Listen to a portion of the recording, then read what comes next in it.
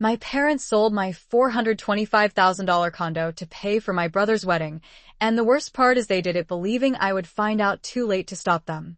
By the time I saw the transfer trail, the venue had been upgraded, the floral deposit had cleared, the custom lighting had been approved, and my mother was already telling people this wedding would be the event our family would be remembered for.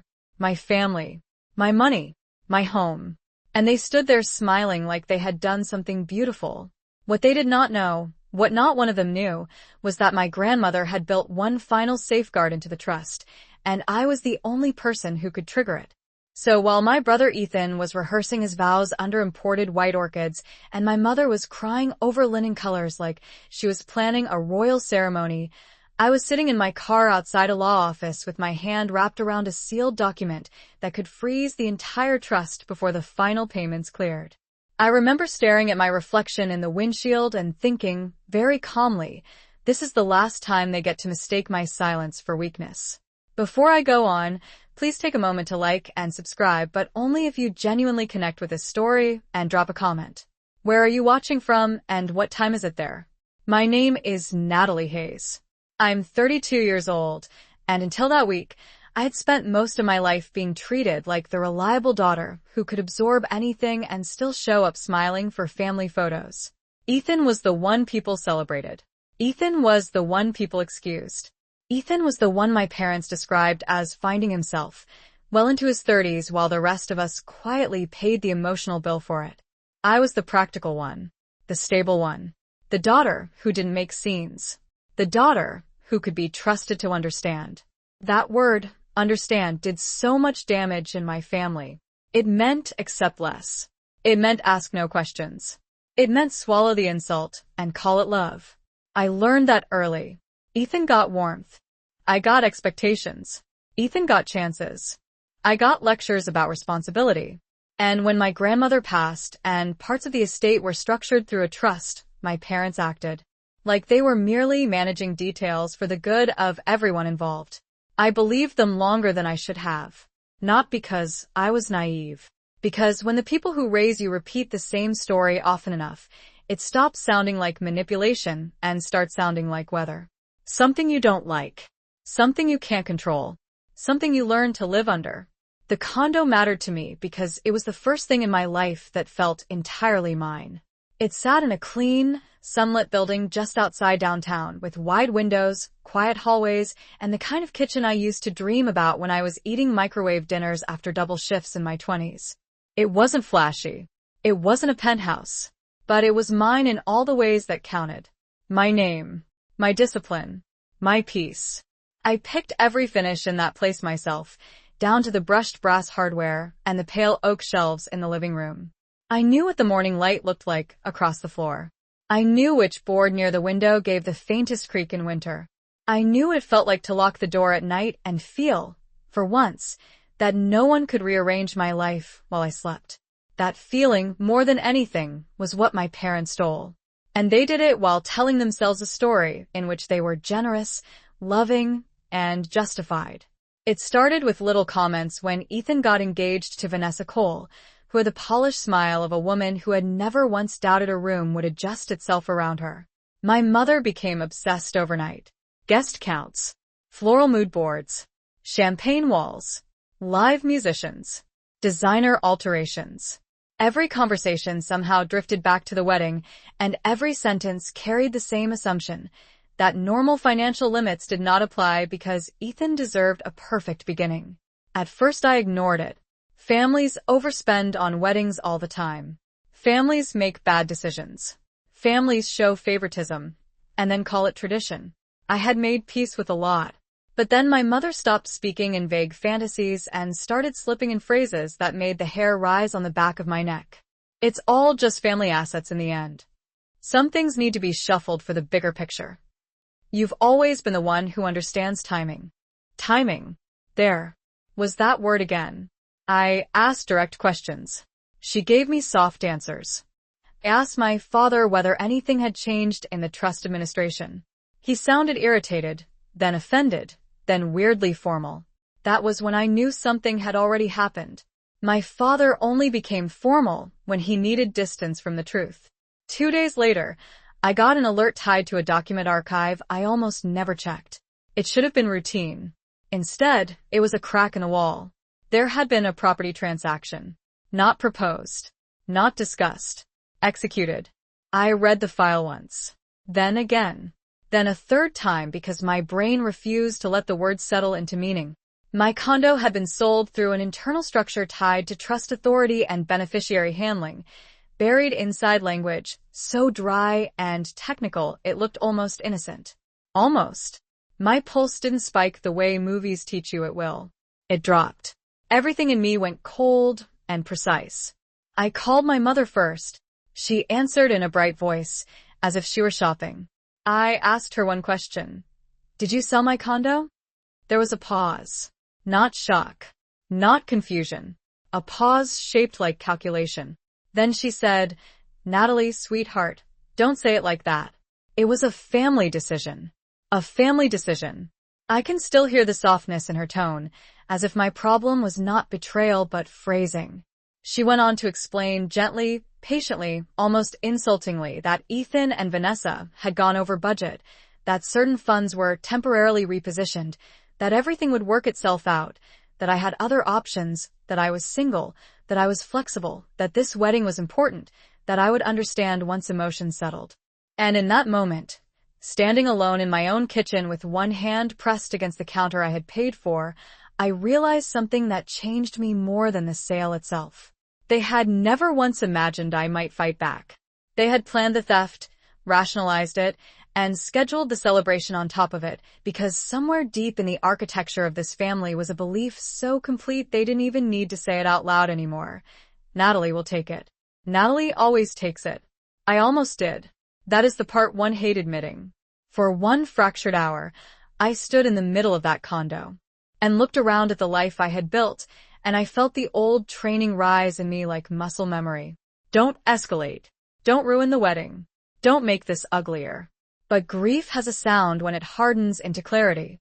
It gets quieter, slower, cleaner. I opened my laptop. I pulled every trust document I had access to. I made 3 calls. And by the time the sun went down that night, I had found the one thing my parents never thought to check, because they never thought I was the kind of daughter who read every line all the way to the bottom. By midnight, I had every document I could legally access spread across my dining table, my laptop open, my phone face down, and a yellow legal pad covered in arrows, dates, account references, and one question written so hard the pen nearly tore through the page. How did they think they could do this without me finding out? The answer came slowly, and it was almost more insulting than the sale itself. They did not think they had outsmarted me. They thought they had outconditioned me. There is a difference. Outsmarting someone requires effort.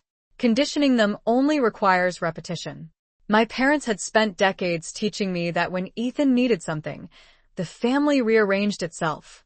And when I needed something, the family thanked me for being mature. Once I saw that clearly, I stopped looking at the condo as an isolated betrayal. I started seeing the pattern that had trained all of us to arrive at this exact moment. Ethan had always been expensive. Not in a cruel, dramatic way.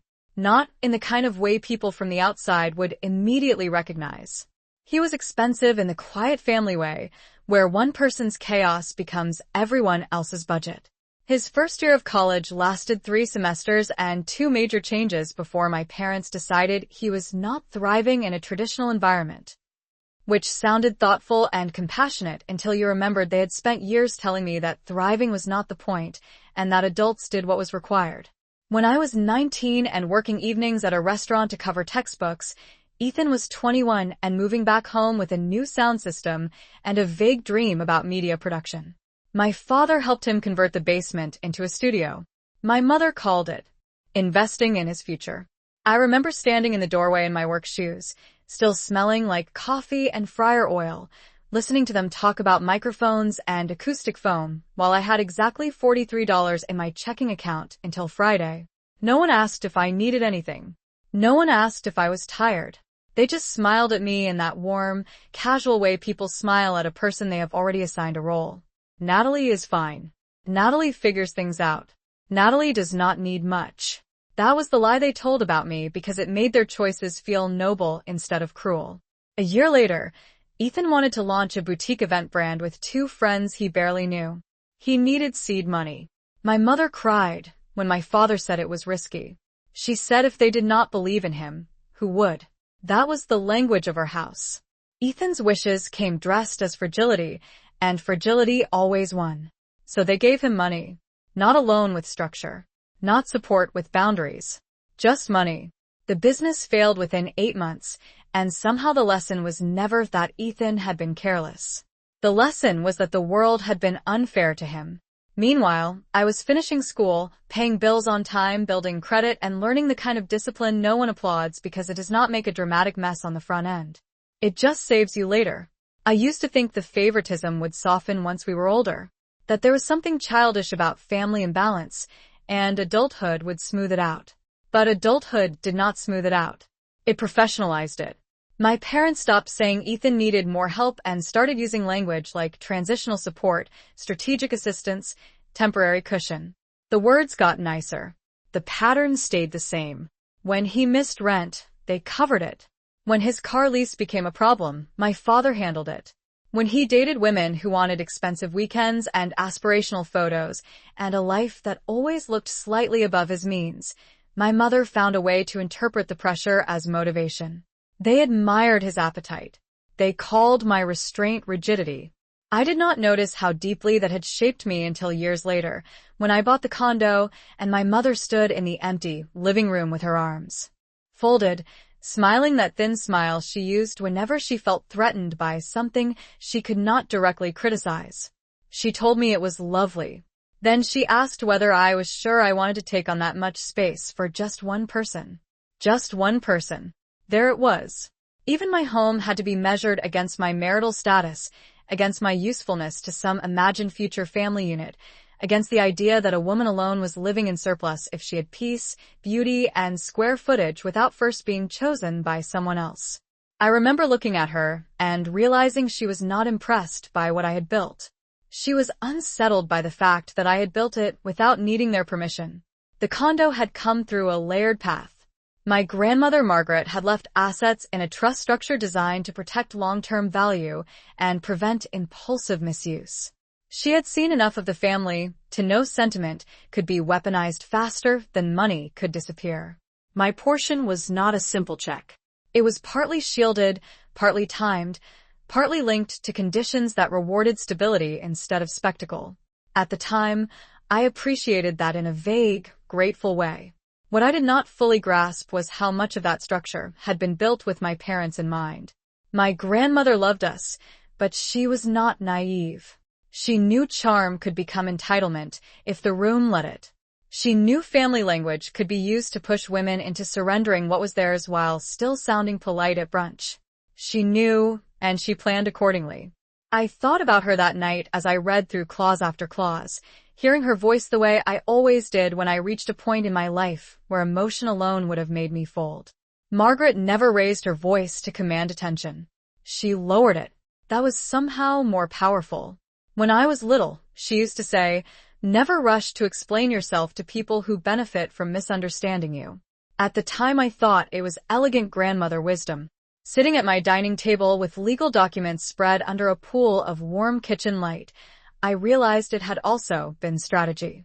The first person I called after midnight was Jonathan Pierce, the attorney who had worked with my grandmother's estate planning firm years earlier and who still had enough involvement to confirm whether I was reading the documents correctly. I expected a voicemail. He picked up on the third ring, sounding awake in the unsettling way lawyers sometimes do, as if time is merely a hostile suggestion. I told him my name. I told him the issue. Then I read one section out loud, slowly, because my voice was steadier when I was reading than when I was speaking as myself. There was a pause. Paper moving. Keyboard clicks. Then his tone changed. Not dramatically. Just enough. "Ms. Hayes," he said, "when exactly did this transfer occur?" I gave him the date. Another pause. More clicking.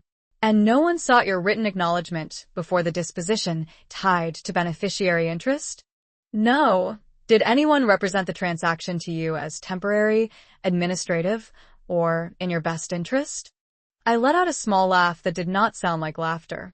Yes. All three, actually. Another pause. Longer this time. I could feel my heart in my throat, not because I was panicking, but because something old and buried was beginning to shift. Hope is strange when it arrives in a damaged place. It does not feel bright. It feels cautious. It feels like someone opening a locked door just an inch and asking whether you're still there. Jonathan told me there were provisions worth examining immediately. He did not promise victory. Good attorneys do not perform confidence for comfort. But he did say something that made me sit down harder in my chair. He said, there may be a mechanism available to you that would temporarily halt further trust-related disbursement, pending review. Temporarily halt. I repeated the words in my mind the way people repeat a diagnosis they have waited years to hear, because even hearing the possibility feels unreal. He explained just enough for that hour. Misuse, fiduciary exposure, beneficiary protection trigger, emergency hold review. The vocabulary was technical, but underneath it was a simple truth, so sharp it almost made me dizzy. My parents had not just hurt me. They had exposed themselves. And for the first time in my life, the structure around this family was not built to absorb Ethan's mistakes or protect my parents from consequences. It was built to protect me. I looked around my condo then, at the shelves and the windows and the cup I had left in the sink that morning before my entire understanding of my family shifted by several inches. The place suddenly felt different. Not lost. Contested. There is a difference there too. Lost is passive. Contested means someone is still standing in the doorway saying, no. You do not get to call this settled just because you moved quickly. By 2 a.m, I had my next steps written down in order. Gather records.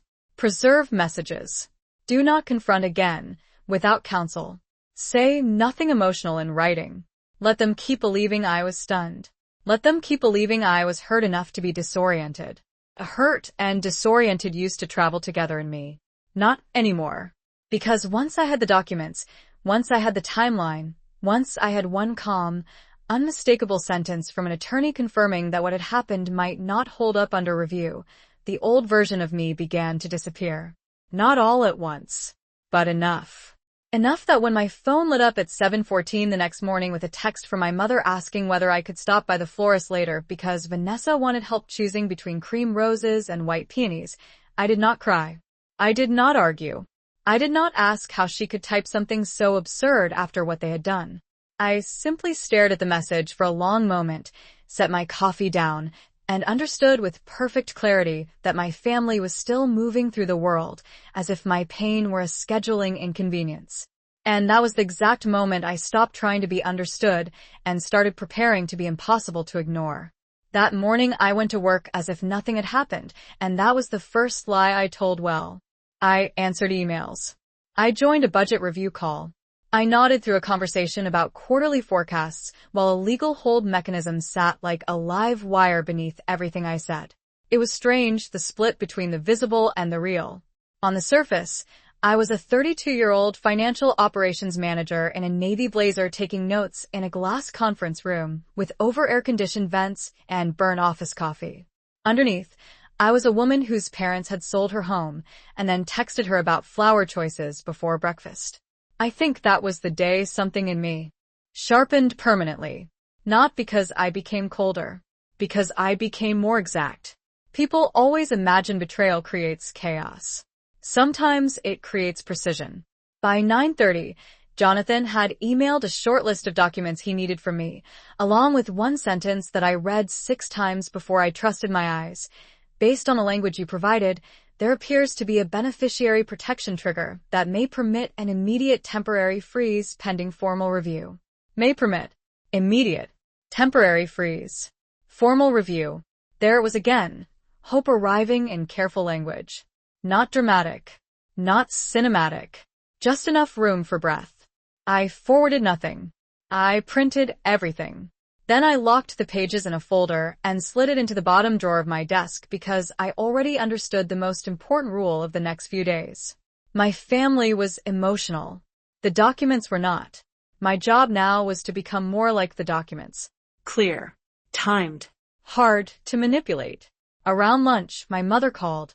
I let it ring once, twice, 3 times before answering, not to be difficult, but because I needed her to feel even the smallest interruption.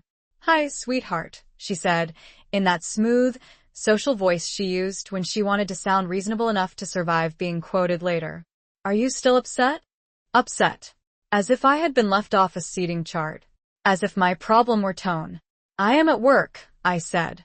"Then I will be quick. Vanessa is spiraling over centerpieces, and I really need you to stop by this afternoon. She says she values your taste." I almost laughed. Values your taste. That was new. My taste had not been especially valuable when they were converting my property into wedding cash flow. I kept my voice flat. "I cannot help today." Silence. Then the soft pivot. "Natalie, please do not do this. We all know this is not ideal, but the timing is delicate." I stared out through my office window at a parking garage across the street, bright in the late morning sun, and felt that old family script trying to wrap itself around me again. Timing is delicate. Ethan needs support. Do not make this worse. "The timing became delicate when you sold my condo," I said. She exhaled through her nose, already tired of my reality. "It was not sold in the way you keep saying it." "What way was it sold then?" "It was structured." I closed my eyes for one beat. There it was. The family genius for laundering harm through language. Structured for whom? I asked. She did not answer directly, which was answer enough. Instead, she moved to offense, then to sentiment, then to guilt in under 30 seconds. It was almost impressive. She said Ethan had so much pressure on him. She said Vanessa's family was contributing less than expected. She said deposits had already been made. She said some decisions, once in motion, could not simply be reversed without embarrassing everyone. And there it was. Not the theft. The embarrassment. That was her true crisis. Not what they had done. What people might think if it became visible. I ended the call as politely as I could because anger would have cost me clarity, and clarity was worth more than satisfaction. Then I texted Jonathan. She is already describing it as structured and talking about timing and public embarrassment. He responded 15 minutes later. "Save everything. Do not react emotionally in writing. We may need to establish pattern and intent." Pattern and intent. I wrote those words at the top of a clean page when I got home that evening and started building a timeline, not just of the sale, of everything that had led to it. At first I thought I was doing it for the attorney. Then I realized I also needed to do it for myself. Abuse is too strong a word for what my family would ever admit to, and neglect sounds too passive for what they repeatedly chose. What they practiced was something more polished. Selective sacrifice. The same person was always expected to bend. The same person was always told it meant she was strong. The same person was always praised most warmly right after being denied something. Once I saw that pattern, memories started rearranging themselves with awful clarity. The piano lessons I gave up because Ethan needed orthodontic work, even though my mother had promised for 2 years that mine would start soon. The summer internship I turned down in Chicago because my father hinted that leaving would put pressure on the family during one of Ethan's unstable periods. The Christmas where Ethan got a luxury watch after a hard year, while I got a cashmere sweater and a speech about how proud they were that I never asked for much. I used to hold those memories separately because that made them easier to survive. Together, they looked like evidence. At 7:43, Ethan called. I let that one ring out completely before deciding to call back. He picked up on the first try, too fast, like he had been pacing with the phone in his hand. "Natalie, thank God. Mom says you are making this into something huge." I leaned against my kitchen counter and said nothing. Silence unsettled Ethan more than anger ever did. He filled it immediately. "Look, I know this was not communicated well." Not communicated well. Another phrase designed to reduce a moral collapse into a scheduling mishap. "You think," I said. "Come on, do not be like that." "Like what?" He hesitated. "Cold." That almost made me smile, because cold was what my family called me whenever emotions stopped working on me. Warmth, in our house, was measured by how available you were to be used. "My home is gone," I said. You do not get to evaluate my tone. He let out a long breath, then tried a different angle. He said he had not known the details. He said Mom and Dad told him things were being handled. He said wedding planning had spiraled and everyone was under pressure. He said once the gifts came in and some things settled after the honeymoon, they could make me whole again. I actually pulled the phone away from my ear at that. Make me whole again. Like I was an account to be reconciled after cake had been served. Ethan, I said quietly, did you know the money used for your wedding came from my condo? There was a pause just long enough to tell the truth before he buried it. I knew there was family support. Family support. He still could not say it. Did you ask where it came from? I trusted Mom and Dad. That was not my question. Another pause. No, that landed harder than I expected. Not because it surprised me, because it confirmed that Ethan had spent his whole life moving through comfort without ever checking who had been moved out of the way to create it. That was his real inheritance. Not money. Permission. I ended the call a few minutes later with nothing resolved except one thing inside me. I no longer needed anyone in my family to admit what they had done before I acted. That need had kept me trapped for years, waiting for a clean confession from people committed to blurred edges. But the documents were cleaner than they were, and the timeline was cleaner, and by then even their evasions were becoming useful. They kept trying to reduce the event. I was busy defining it. Later that night, I drove to my grandmother Margaret's old neighborhood, not because logic required it, but because grief sometimes needs geography. Her house had been sold 2 years earlier, and a young couple lived there now. The porch light was different. The azaleas had been replaced. But the street still held the same stillness it used to when I was a child, and she would sit beside me after dinner, hands folded in her lap, speaking in that calm, measured tone that always made me feel like panic was a choice I had not yet learned to decline. I parked across the street and let the engine idle. I remembered one summer evening when I had been maybe 14 and furious after some family slight, so small no outsider would have considered it memorable. Ethan had forgotten my birthday dinner because he was out with friends, and somehow I had ended the night apologizing for being sensitive. Margaret found me on the back steps and asked what had happened. I told her I was tired of being the easy child. She sat beside me for a while before saying, "Then stop making it easy." At the time, I thought she meant become louder, harder, less agreeable. I understand now that she meant something else entirely. She meant document, observe, learn where the real levers are. Do not waste your strength performing pain for people who call that maturity and then ask for more. I drove home with that sentence resting in me like a key finding its lock. When I got back to my apartment building, the concierge handed me an ivory envelope that had been dropped off earlier in the evening. No stamp. No mailing label. My name written in my mother's careful hand. Inside was a heavy card for the rehearsal dinner, with my seat still assigned at the family table, as if logistics could overwrite betrayal, as if printed cardstock could summon me back into my old role. Tucked behind it was a note on cream paper. We really hope you will choose grace in this delicate moment. Love, Mom. I stood in the lobby under soft amber lights, reading that line again and again until the words lost meaning and became what they had always been in my family. Not a request for grace. A demand for silence. I slid the note back into the envelope, thanked the concierge, took the elevator up, and placed the whole thing on my kitchen counter beside the legal folder. One language beside another. One asking me to disappear beautifully. The other explaining in exact terms how I might finally refuse. The next morning, Jonathan sent me a calendar invite for a private meeting at his office at 4:15, along with a message that was so restrained it made my pulse jump the second I read it. I have located additional material in the original estate file that you should review in person. Additional material. Not attachments. Not a summary. In person.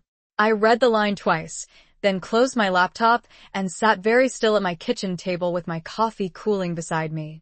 There are moments when your life does not yet change on the outside, but inside, something shifts with a quiet that feels almost sacred. This was one of them, because until then, I had been moving on instinct, pattern recognition, and outrage sharpened into discipline. But the phrase original estate file carried the weight of my grandmother Margaret, and anything still waiting in a file she had touched was not likely to be accidental. The workday crawled. Every hour felt padded, overlit, unreal. My mother sent a group text with photos from the rehearsal venue, all soft candlelight and white florals and polished glass, followed by a message that read, "We really hope everyone can keep the spirit of the weekend beautiful." Ethan responded with a thumbs up. Vanessa sent 3 heart emojis. I stared at the thread until the screen dimmed, then set my phone face down without replying. Spirit of the weekend. Beautiful. That was the language they used when they wanted to bury cost beneath aesthetics, consequence beneath mood. By 3:45 I was in my car heading downtown, hands steady on the wheel, city light flashing off office windows as traffic slowed near the courthouse. Jonathan's building sat on a quieter block than I expected, all dark stone, brass trim, and a lobby that smelled faintly of lemon polish and old money. The receptionist led me to a conference room with built-in shelves and a long walnut table, where Jonathan stood beside a slim accordion file and a flat archival box no larger than a legal pad. He looked exactly the way competent attorneys always seem to look in moments like that. Calm enough to make you nervous. "Thank you for coming in," he said. I thought this was better handled face-to-face.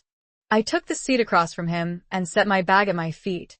"What did you find?" He did not answer immediately. Instead, he opened the accordion file, removed several copies I recognized from the trust packet, then rested one hand on the archival box. "What I am about to show you does not change the fact pattern we are already reviewing," he said. "But it does provide context. And context, in cases involving family administration, can matter more than people realize." Then he slid the box toward me. Inside was a stack of documents tied with a faded gray ribbon, one sealed envelope, and a cream note card in my grandmother's handwriting. My breath caught so sharply it almost embarrassed me. I knew that handwriting instantly. Slight right slant. Elegant, deliberate loops. The kind of handwriting that looked patient, even when it was saying something hard. Jonathan spoke gently, but not softly enough to turn the moment sentimental. These materials were retained with instructions to preserve them with the estate planning file. Some were not operational documents at the time of execution, which is likely why they were not included in the routine beneficiary distribution packet. They became relevant only if certain administrative concerns surfaced. Administrative concerns. The phrase was neutral. The implication was not. I reached for the note card first because my hands did not trust themselves with the sealed envelope yet. The card had only one sentence written on it. "Natalie, if you are reading any of this under strain, slow down and read twice." That was Margaret. Not comforting me. Structuring me. Even from the grave, she was refusing to let me react before I understood. I swallowed hard and looked up at Jonathan. "She knew," I said. He held my gaze for a moment before answering. "I believe she suspected enough to plan. For misuse." Suspected enough. Planned for misuse. The words settled into me one at a time, like stones dropped into deep water. It was not that my grandmother had predicted every detail. It was that she had understood the family system well enough to know that if anything in it turned predatory, it would likely be disguised as necessity, timing, or love. Jonathan motioned toward the ribbon-tied stack. "Start there." The first pages were annotated drafts of trust provisions, some with my grandmother's handwritten margin notes. Most were technical, others were not. In the margins beside sections related to discretionary authority, she had written small, devastating observations in blue ink. Robert defers to pressure when appearances are involved. Linda confuses proximity with entitlement. Ethan has not learned the weight of enough. I had to stop reading for a second after that one. Not because it was cruel, because it was precise. So precise it felt almost unbearable. There is something disorienting about seeing a truth you have lived your whole life with finally put into language by someone else. It takes away your ability to minimize it. On one page beside a clause tied to beneficiary protection, she had written, "Natalie will hesitate before she asserts what is hers. Build around hesitation." I closed my eyes at that. Jonathan did not interrupt. He understood, I think, that some silences are part of the document. When I opened my eyes again, I turned to the sealed envelope. My name was written on the front. Just Natalie. No date.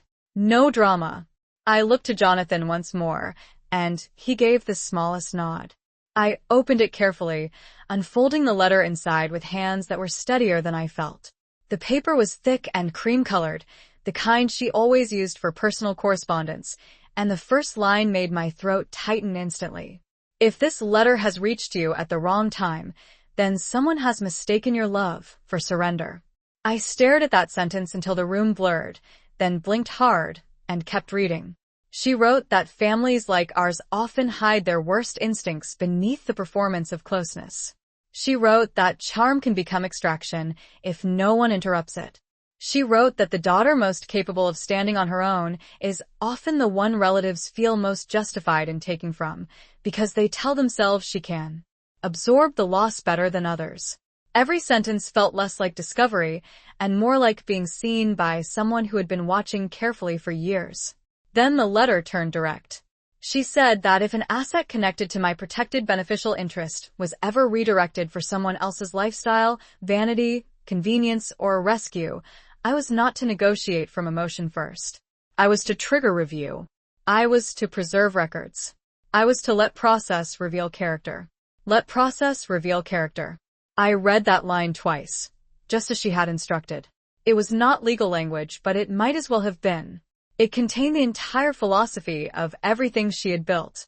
Do not argue with manipulators about what they meant.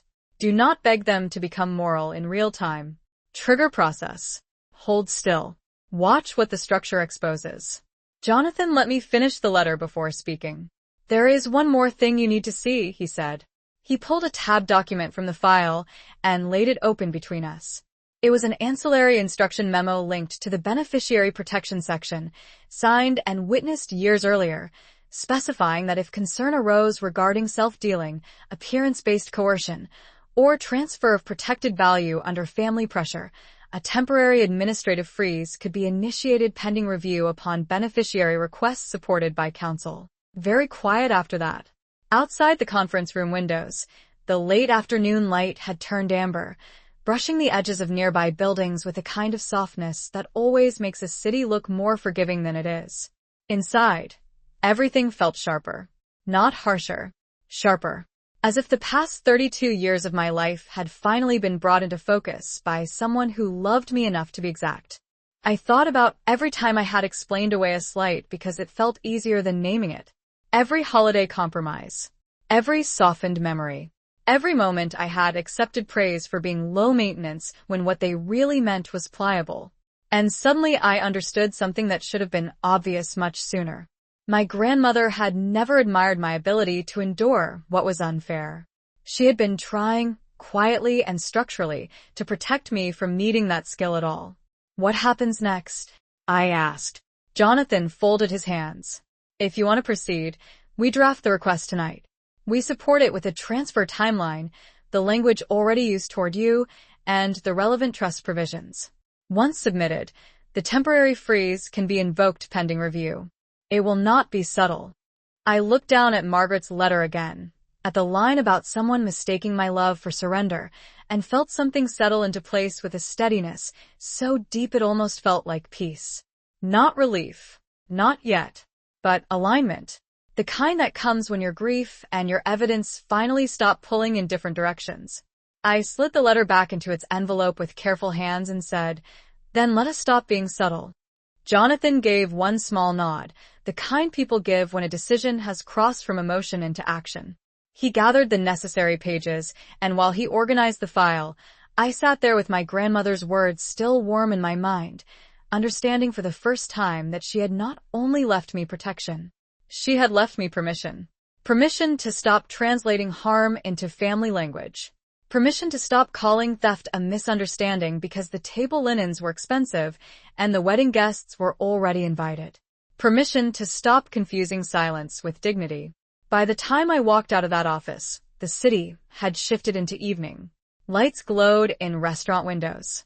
People moved along the sidewalks in coats and heels and tired work shoes, carrying takeout bags, checking phones, laughing into the dark. Ordinary life, still happening. I stood on the sidewalk for a moment with the leather folder tucked under my arm and the copy of Margaret's letter in my bag, and for the first time since this nightmare had begun, I did not feel blindsided. I felt accompanied. As if somewhere behind all the legal language and archived signatures and careful blue ink notes, my grandmother was still doing what she had always done best. Not raising her voice. Not creating spectacle. Steering wheel tighter than I meant to, because bravery always sounds smoother in the conference room than it feels alone at a red light. The city had gone quiet by then. Storefronts dark. Traffic thinner. A light rain had started, not enough to matter, just enough to turn the streetlights soft and blurry against the windshield. I parked in the garage beneath my building and sat there with the engine off, listening to the ticking metal cool around me. That condo had been my proof that a calm life was possible if I built it carefully enough. Now, even the walls felt temporary, as if the betrayal had altered the physics of the space itself. Still, I went upstairs, locked the door, took off my shoes, and made tea because routines are one of the last dignities you can keep when people are trying to turn your life into a transaction. I had just sat down on the couch when my phone lit up with Vanessa's name. I stared at it long enough to consider not answering at all, but curiosity won. I picked up and heard her inhale before she spoke, that polished, breathy little pause people use when they are about to frame themselves as reasonable. Natalie, I hope this is not a bad time. It was a bad time. It had been a bad time ever since my family decided my home was a suitable funding source for her wedding vision. What do you need? I asked. Another tiny pause. She was recalibrating. I just wanted to clear the air. Your mother has been so stressed, and I get the feeling there is tension over financial decisions that were not really mine. I leaned back against the cushion and looked out toward my dark windows. There it was. Not an apology. A positioning statement. Go on, I said. I never asked anyone to do anything inappropriate, she said, very carefully. I have been trusting Ethan and your parents to handle their side of things. I would just hate for resentment to cloud a really important family moment. Important family moment. They all spoke the same language now. Different accents, same script. Vanessa, I said, are you calling to tell me you did not know? Or are you calling to make sure I do not say anything that affects the wedding? She let out a soft laugh. That did not reach sincerity. I think everybody is just emotional. That was not my question. She hesitated long enough to become honest by accident. I am asking whether this can wait until after the weekend. There it was. Clean at last. Not morality. Timing. Optics. She did not care whether what happened was wrong in any absolute sense. She cared whether it became visible before she got her photos, her vows, her perfect room full of curated witnesses. I let the silence sit between us until it grew uncomfortable. No, I said. Her tone sharpened almost imperceptibly. Natalie, with respect, weddings involve many moving parts. A lot of people have contributed time and money. This is bigger than one misunderstanding. Misunderstanding. I closed my eyes for a second and felt a strange, almost detached sadness move through me. Not because she had disappointed me. I had never expected much from Vanessa. Because hearing her say it confirmed something I had been resisting. My family had not merely attracted people who tolerated their dynamics. They attracted people who benefited from them. You are right, I said. It is bigger than one misunderstanding. She did not know what to do with that. Her voice softened again. Then maybe we all choose generosity here. There was that word in a new dress. Grace. Generosity. Spirit. Beautiful. All of it code for the same thing. Absorb the loss elegantly, so the event can proceed. Good night, Vanessa, I said, and ended the call before she could shape herself into innocence again. The next morning, the Freez request was submitted just after 8. Jonathan sent a brief email confirming receipt and initiation, along with a reminder that review windows could move quickly in cases involving imminent disbursement. Imminent. That word sat in my chest like a clock. I tried to work for an hour, but concentration kept dissolving into anticipation. By 10:13, my father called. I answered because I knew the transition had begun the second his name appeared on the screen. What have you done? He asked without greeting. His voice was controlled, which in him always meant furious. I have asked for a review. You went to an attorney. Not a question. Yes. He exhaled hard. Natalie, do you have any idea how serious this looks? I almost smiled at the elegance of it. Even now, his first instinct was not to ask whether I was all right, not to explain, not to apologize. It was to worry about how serious it looked. It is serious, I said. Do not be dramatic. You sold my condo. That is not the characterization we agreed on. I actually laughed then, one short, disbelieving sound. We did not agree on anything. He lowered his voice, which was always more threatening than when he raised it. You are creating exposure for this family over an internal matter. Exposure. Internal matter. The euphemisms kept arriving like clockwork, polished and sterile and useless. No, I said. You created exposure when you treated my property like a family slush fund. He went quiet for a beat, and when he spoke again his tone had changed. Less authority. More warning. You need to think very carefully about what happens if this spirals. There are relationships involved. Commitments. Reputations. Reputations. There it was, the oldest god in my parents' religion. Not truth. Reputation. Not fairness. Appearance. I stood at my kitchen island with one hand resting on the cool stone and suddenly understood something so clearly it almost made me angry that it had taken me this long. My father was not calling to protect Ethan. He was calling to protect the image of himself as the kind of man whose family remained orderly under pressure. My refusal was not just expensive. It was humiliating. I did think carefully, I said. That is why I did not call anyone else. That is why I did not post anything. That is why this went through counsel. He made a frustrated sound under his breath. Your mother is beside herself. Was she beside herself when she sent me rehearsal dinner stationery after my home was sold? Another silence. Then colder. You are punishing everyone because you feel overlooked. That sentence landed with a strange, perfect clarity, because it revealed the one story he still needed to believe. That I was emotional, reactive, wounded in some vague, feminine way, not accurate, not procedural, not legally dangerous, just hurt and overreaching. It was the only way he could keep himself from seeing what was actually happening. I am not punishing anyone, I said. I am interrupting a theft. He hung up on me. I set the phone down and looked at the rain moving faintly across my window. Then I opened the envelope from my mother again, the one with the rehearsal dinner card and the note about choosing grace. I read it a second time, but now it had changed.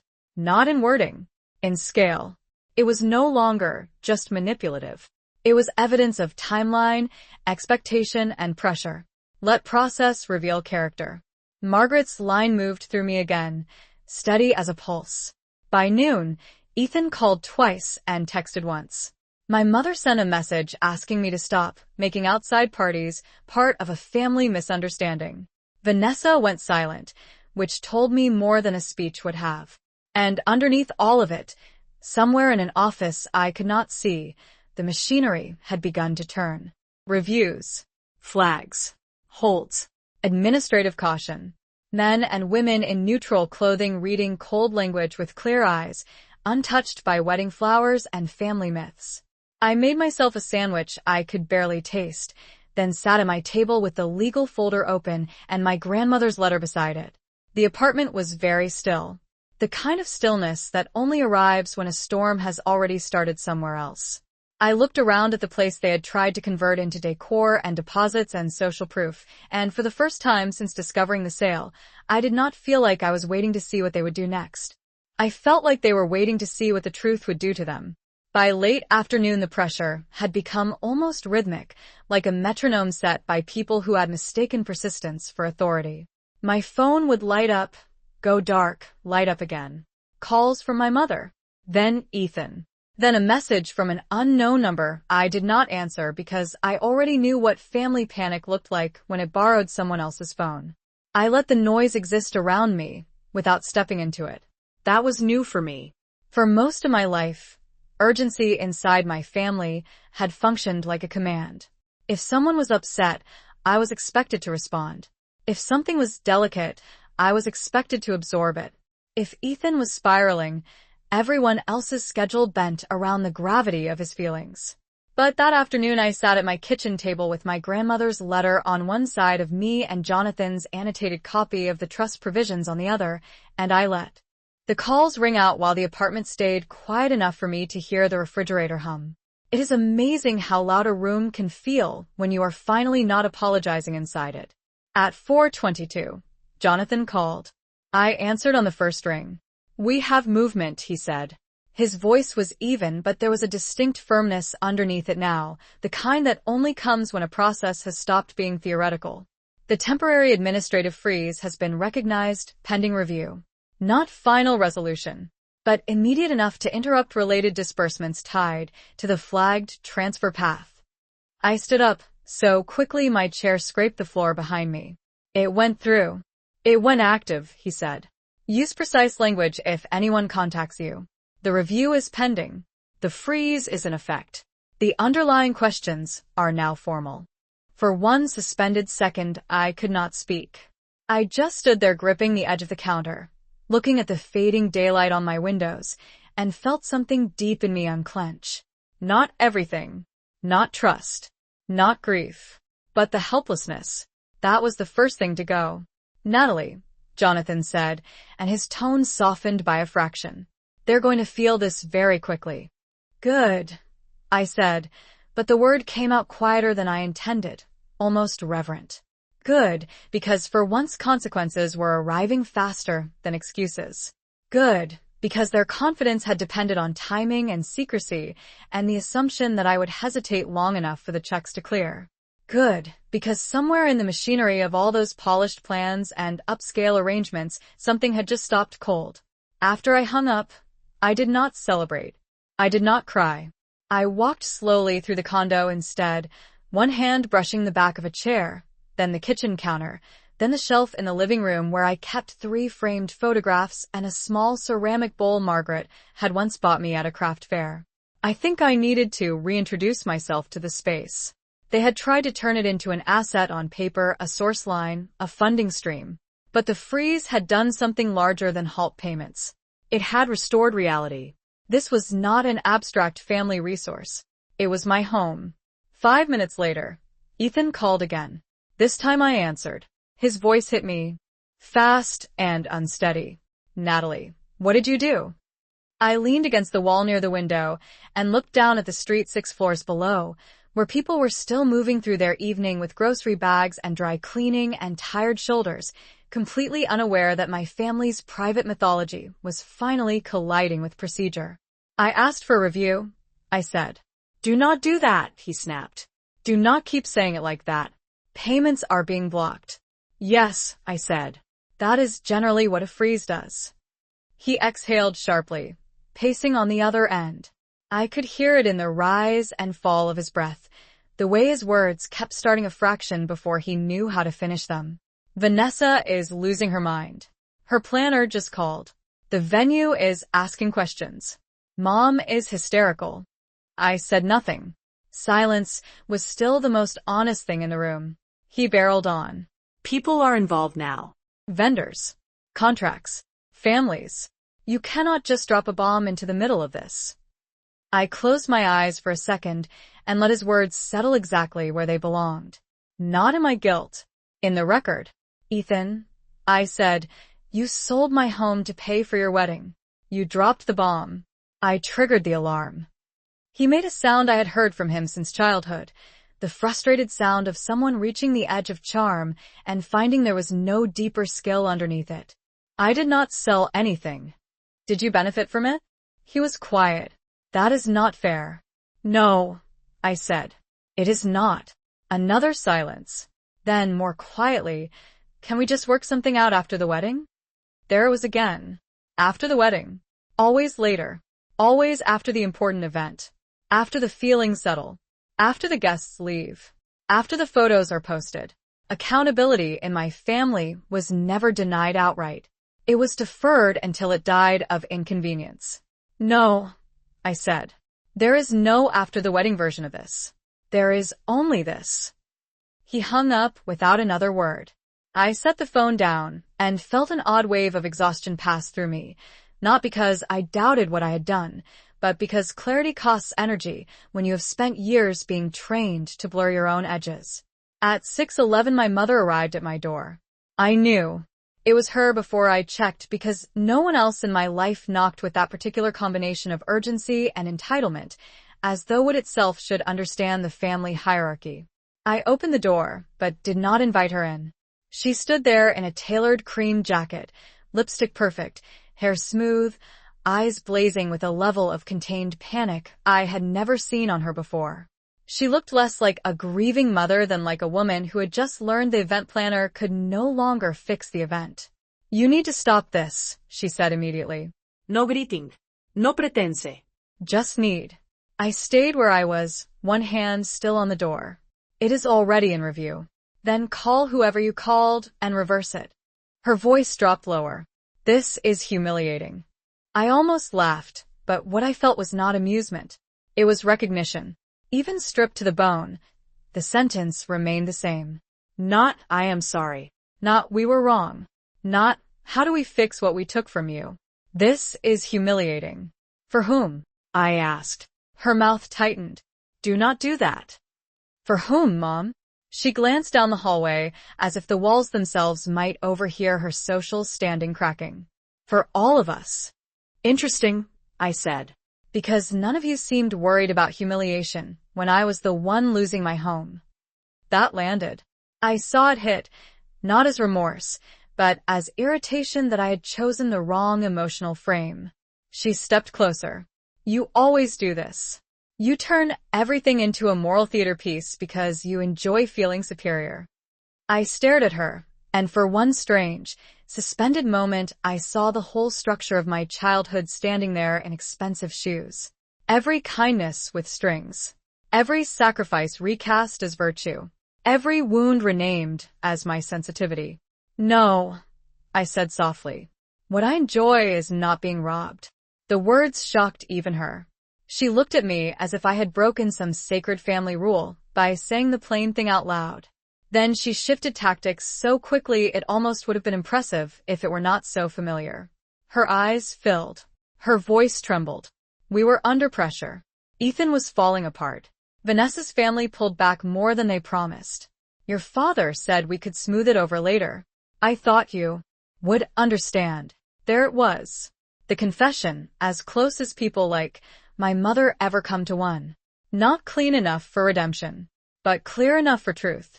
"You thought I would tolerate it," I said. A tear slid down her cheek, and for one reflexive second the old version of me almost stepped forward to comfort her. That was the training. See her distress. Forget your own. Restore the room. I felt it rise in me like muscle memory. Then Margaret's words moved through my mind with cool, precise force. Let process reveal character. I did not step forward. I did not soften the moment she had created. I simply stood there and let her feel the shape of what she had done without my usual cushion. "Natalie," she whispered, "if this ruins the wedding, Ethan will never forgive you." I looked at her for a long moment, then said the truest thing I had said all week. "That is no longer the threat you think it is." She flinched, not dramatically, just enough to show me the sentence had found its mark. Behind her, down at the end of the corridor, the elevator opened with a quiet chime and then closed again. Someone laughed faintly in the lobby below. Ordinary life continuing. My mother stood at my door, waiting for me to rescue her from the consequences of herself. I had done that in small ways my entire life. With smiles. With silence. With delay. With understanding. Not anymore. "You should go," I said. She stared at me for another second, the mask slipping too fast now for elegance, then turned and walked toward the elevator with a stiff, furious posture of someone whose public composure was the only thing still holding. I closed the door gently after she left and leaned my forehead against the wood for one quiet beat. Not from weakness. From release. Because somewhere beneath the panic, the calls, the stopped payments, the wedding machinery grinding against truth, I could feel the deeper shift taking hold. My family was finally learning the difference between the daughter, who loved them, and the woman they could no longer use. The morning of the rehearsal dinner arrived under a low gray sky that made the city look flatter than usual, as if even the light had decided not to take sides. I woke before my alarm and lay still for a while, staring at the ceiling, listening to the quiet click of the heating system and the faint hum of traffic 6 floors below. There is a particular kind of silence that comes the day after you finally say no to people who built their comfort on your compliance. It is not peace, exactly. It is the absence of pretending. That morning, I could feel it everywhere. In the apartment, in my body, in the space where guilt usually lived. Jonathan had sent an update just after 7. Review remained active. Freeze remained in effect. Additional financial pathways connected to the transfer were being examined. Short, careful sentences. But what I heard beneath them was simple. The machine had not restarted. The money was still trapped inside consequence. I sat up, pulled my knees close for a second, and let myself feel one honest thing before the day began. I was afraid, not of being wrong. That fear was gone. I was afraid of the social theater ahead. Afraid of the looks, the whispers, the family tone that would tell me I was the disturbance rather than the person they had tried to erase. Growing up in my house had taught me that facts were never the full battle. Optics were. Rooms were. The collective mood was. My mother could lose an argument in private and still win the dinner table if she controlled the atmosphere well enough. That was her art form, which meant if I showed up that night, I would not just be facing my family. I would be stepping into a room they had curated to protect their version of reality. I made coffee slowly and stood by the kitchen counter while it brewed, watching steam curl up into the cold light. Then I opened my phone. There were 3 unread texts from my mother, 2 from Ethan, 1 from Vanessa, and 1 from Ryan Mercer, the only person outside this mess I had told anything real. Ryan and I had been seeing each other for 8 months. Not dramatically. Not in the kind of feverish way movies teach you love is supposed to announce itself. Ours had been quieter than that. Dinners after work. Saturday walks. The steady comfort of a man who listened all the way through an answer instead of rushing to improve it. He knew enough by then to understand that if I had gone this quiet, something had crossed a line that could not be uncrossed. His text read, "Thinking of you today. No advice unless you ask. Just do not let them make you doubt what is real." I stared at that message longer than I meant to because it did something almost no one in my family ever had. It left me intact. No pressure. No emotional management assignment. Just recognition. I texted back, "Thank you," and set the phone down without opening the others. I already knew the shape of them. My mother would be pleading and strategic. Ethan would be indignant and frightened. Vanessa would be polished and falsely above conflict. The exact wording no longer mattered as much as the pattern. By 10:30, Jonathan called. "There is something you should know before tonight," he said. His voice had that same level, precise cadence, but underneath it I could hear the faintest edge of momentum. "A request for clarification has already gone out regarding the transaction path and beneficiary notification failure. People are asking questions earlier than I expected." I leaned against the counter. To whom? Relevant administrative contacts first. But pressure tends to move socially once vendors and event financing are affected. I let that settle. Socially. Of course. In families like mine, information did not travel in clean lines. It leaked through embarrassment. "Does that change anything for me?" I asked. "Only this," he said. "If anyone attempts to get you to verbally authorize, soften, or reframe what happened, do not.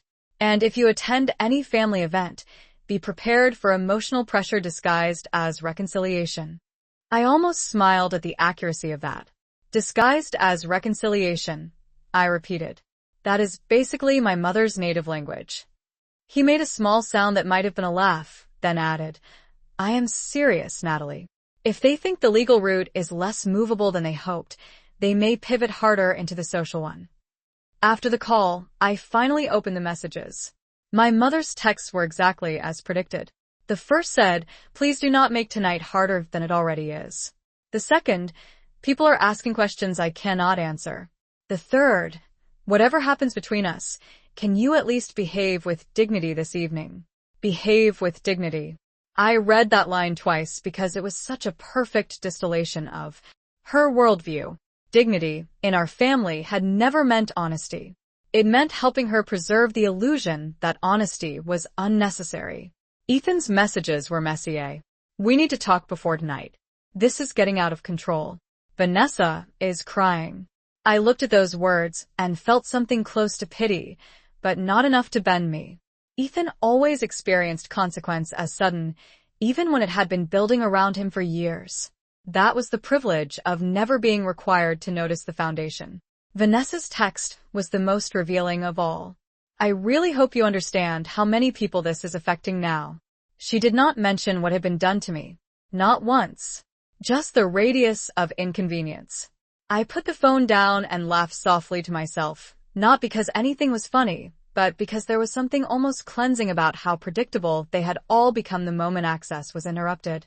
By early afternoon, the city had brightened slightly, though the clouds still pressed low and heavy over the buildings. I showered, dried my hair, and stood in front of my closet longer than I expected to. Not because I wanted to look impressive.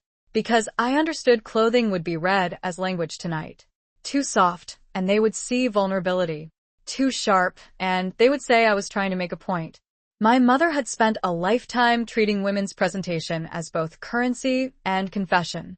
I chose a black silk blouse, ivory tailored pants, and a camel coat. Clean. Controlled.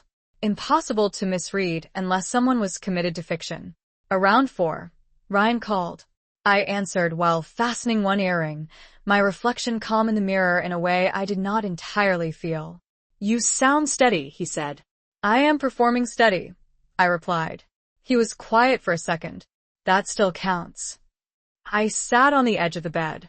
I think tonight is going to be ugly without anyone actually raising their voice. Those are sometimes the ugliest kinds of rooms, he said. I smiled despite myself. He understood subtext better than most people I had known my whole life. I am not asking you to come, I said. I know, he answered. But if you need an exit afterward, call me. No questions first. Just call. Again, that simple kindness. No management. No pressure. Just a door left open.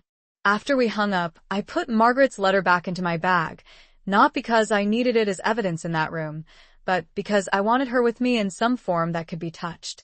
Then I left for the rehearsal dinner.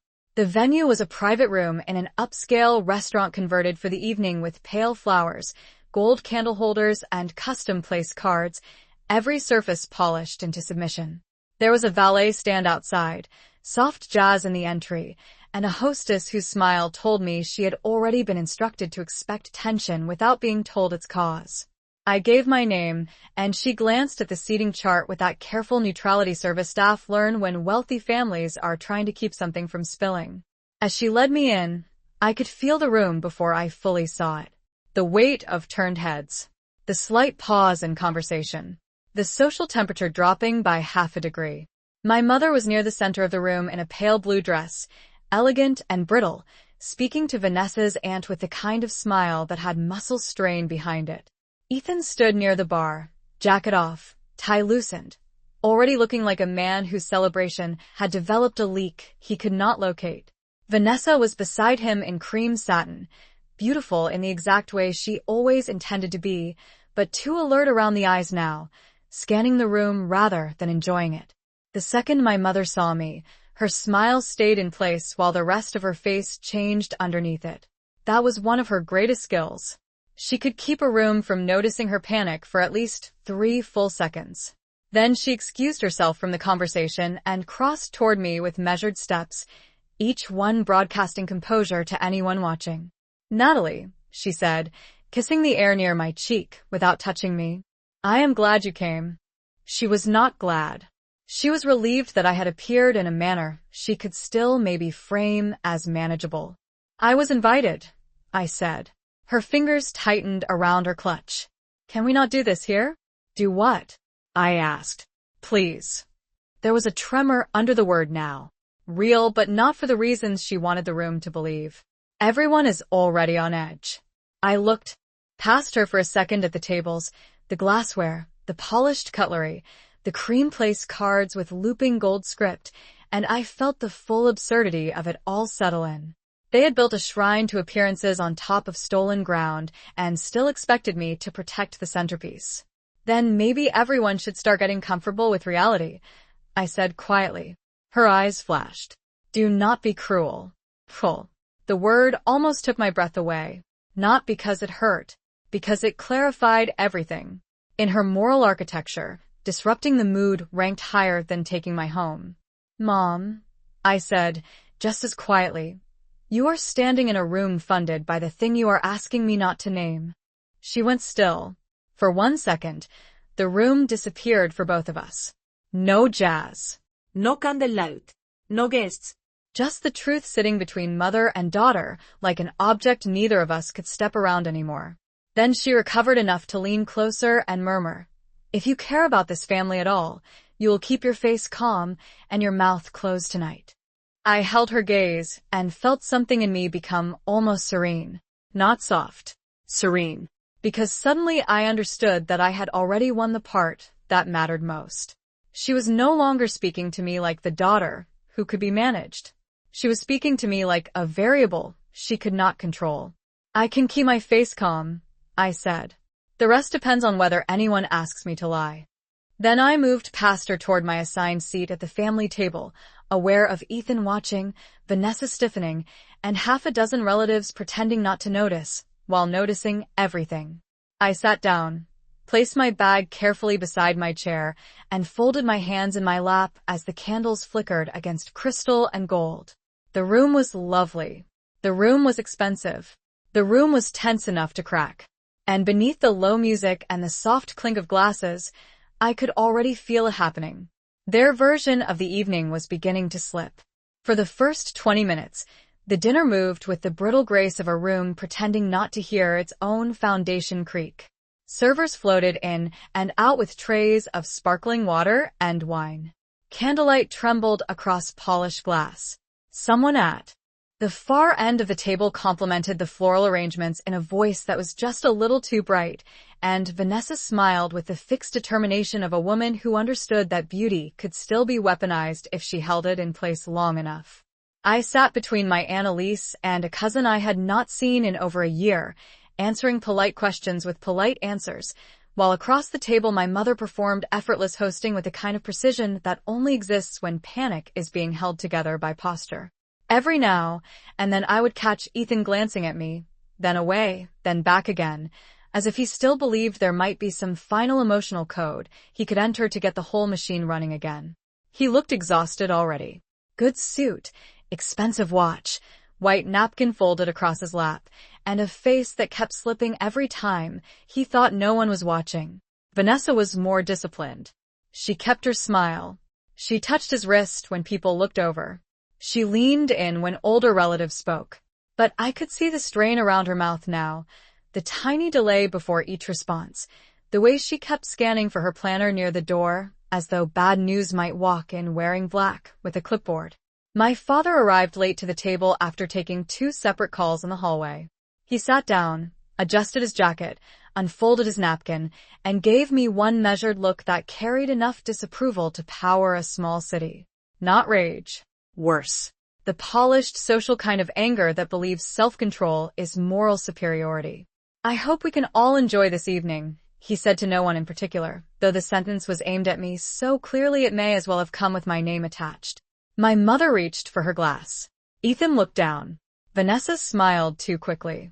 And just like that, the table had been offered its narrative. There was an evening to be enjoyed. There was a person threatening it. Everyone understood the assignment. Dinner service began. Salad arrived on chilled plates with shaved fennel and citrus. Conversations splintered and reformed in careful clusters. Vanessa's aunt asked me whether I was seeing anyone seriously these days, and I almost admired the timing of it. Even now, even here, some people would rather discuss a woman's romantic status than acknowledge the legal and moral sinkhole beneath the centerpiece. Yes, I said. His name is Ryan. My Aunt Elise perked up immediately. Oh, that is new. Not that new, I said. I am just selective about who gets access to my private life. The sentence landed more broadly than I intended. My mother's hand paused halfway to her glass. My father kept cutting his chicken. Ethan shifted in his chair. Vanessa pretended not to notice, while missing the rhythm of the conversation for half a beat. It was remarkable, really, how often truth only had to brush a room before everyone in it started bleeding internally. Halfway through the entree, one of the servers approached my father and bent low to murmur something in his ear. I did not catch the words, but I saw the effect. His jaw tightened. He set his fork down with deliberate care, stood, and followed her toward the hallway, without explanation. My mother kept smiling for exactly 4 more seconds before excusing herself to check on a seating issue for tomorrow. Ethan stared at his plate. Vanessa drank water she did not need. Around us, the conversation thinned. People did not know details yet, but they knew a disturbance when they felt one. Wealthy families are especially sensitive to administrative tremors. They have trained themselves to hear the difference between a delay and a problem. This was no delay. When my mother returned a few minutes later, the polish was still there, but only just. Her lipstick was perfect. Her voice was not. She sat down and reached for her napkin as if it had done something to offend her. "Everything is fine," she said to the table before anyone had asked. That was how we all knew everything was not fine. Ethan looked up. "What happened?"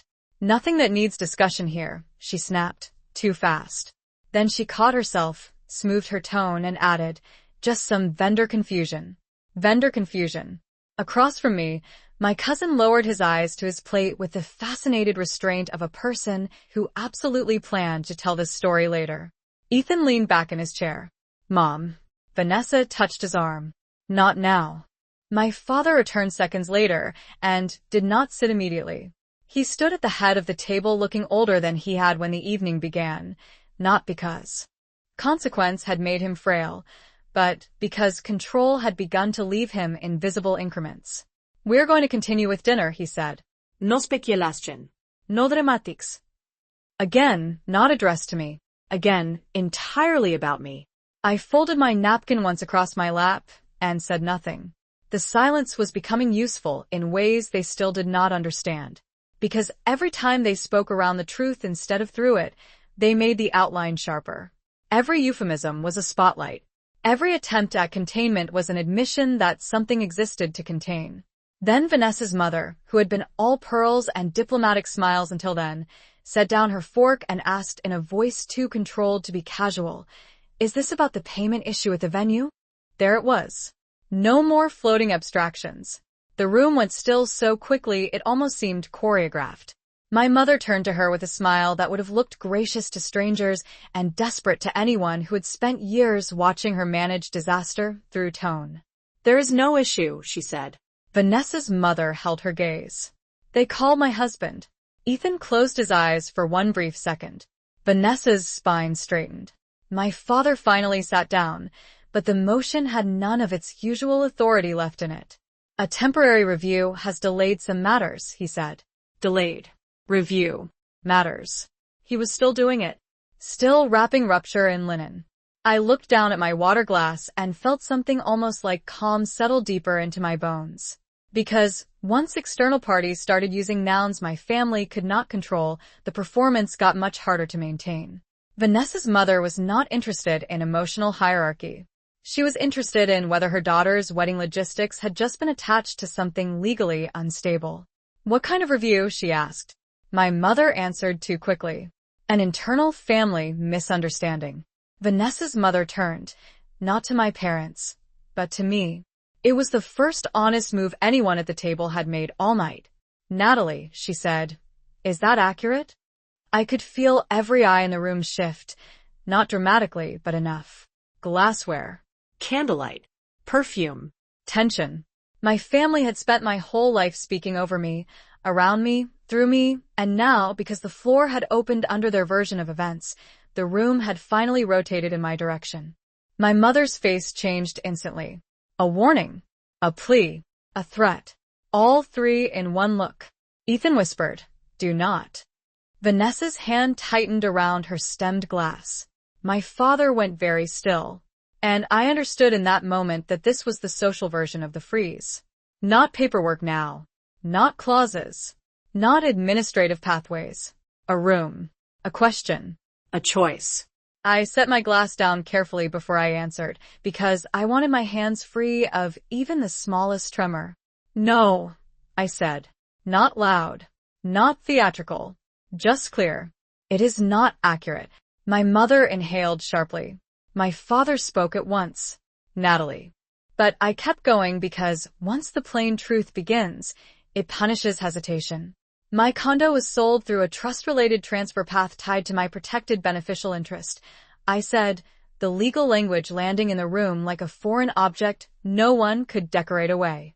I was not properly informed beforehand. I did not consent to what happened. I requested a formal review, and a temporary freeze was put in place. No one interrupted me then. Not because they wanted to hear it, because reality had finally become more socially dangerous than silence. Vanessa stared at me as if she had only just realized the floor beneath her aisle runner might have belonged to someone else. Ethan looked furious, but underneath the anger was something shakier now. Shame, maybe, or the first rough draft of it. My mother recovered first, of course. She always did. That is a very loaded way of describing a complicated family arrangement, she said, smiling at the table with a composure so artificial it was practically fluorescent. There were timing pressures, and Natalie has chosen to involve outside counsel rather than allowing us to handle it privately. Handle it privately. Which meant what? Finish the spending before I could intervene? Convert the theft into a memory, and then invite me to dessert? I turned to her slowly. You mean before I could stop you? That did it. Not in volume. In atmosphere. The room changed texture. Conversation at nearby tables outside the private room kept drifting in faintly through the doorway, but inside ours, every person was suddenly listening with the kind of focus people usually reserve for confession or impact. Vanessa's mother sat back in her chair, all diplomatic softness gone.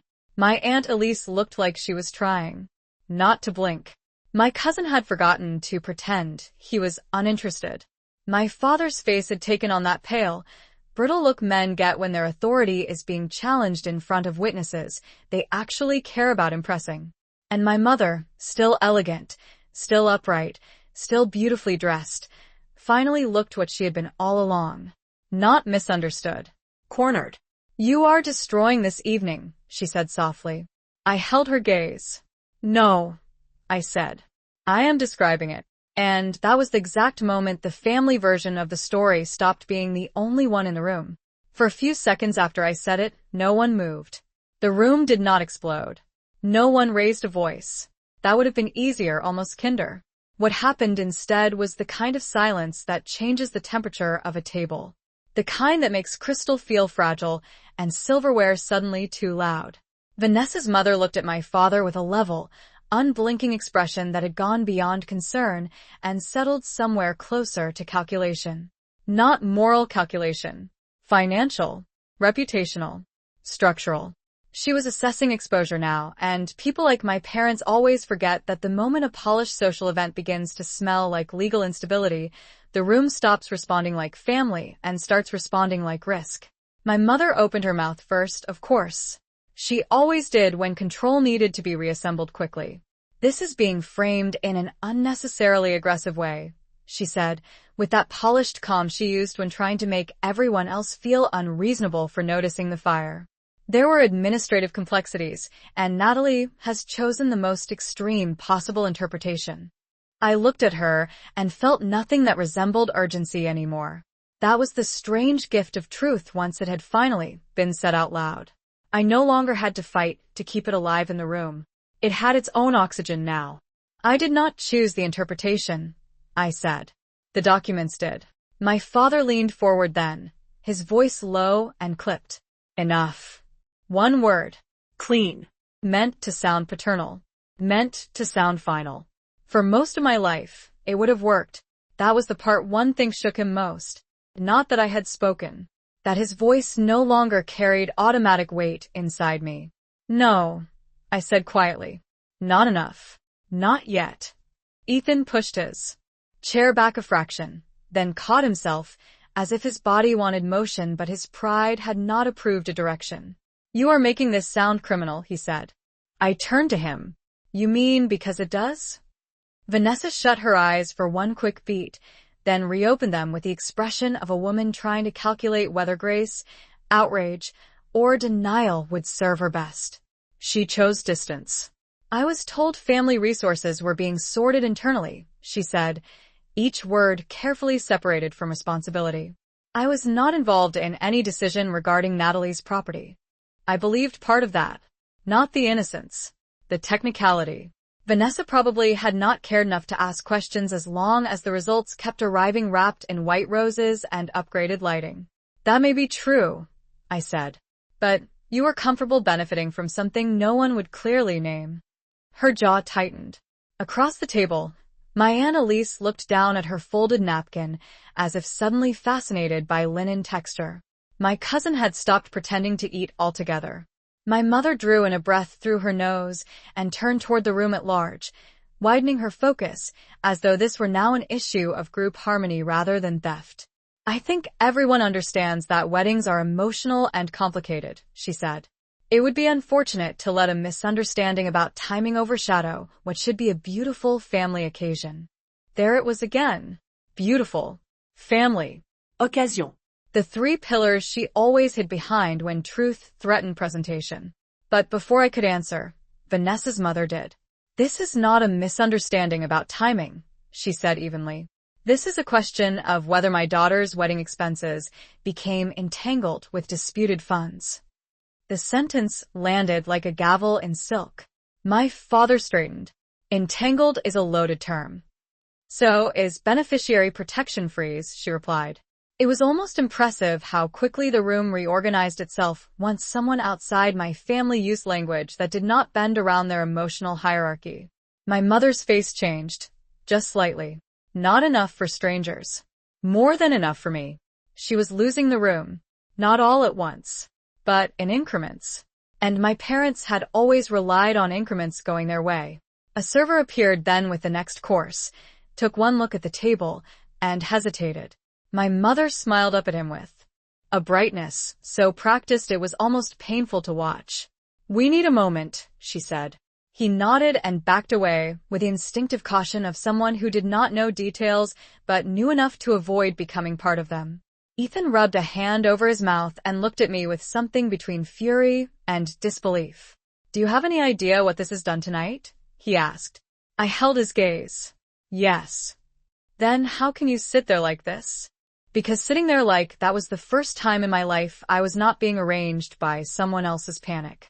Because they were finally feeling in one evening a fraction of the instability they had asked me to carry as character development for years. Because calm, when earned, can look cruel to people who depended on your confusion. "I can sit here," I said, because none of this became real the moment I spoke. It became real when you all decided my home was expendable. Vanessa turned sharply toward Ethan.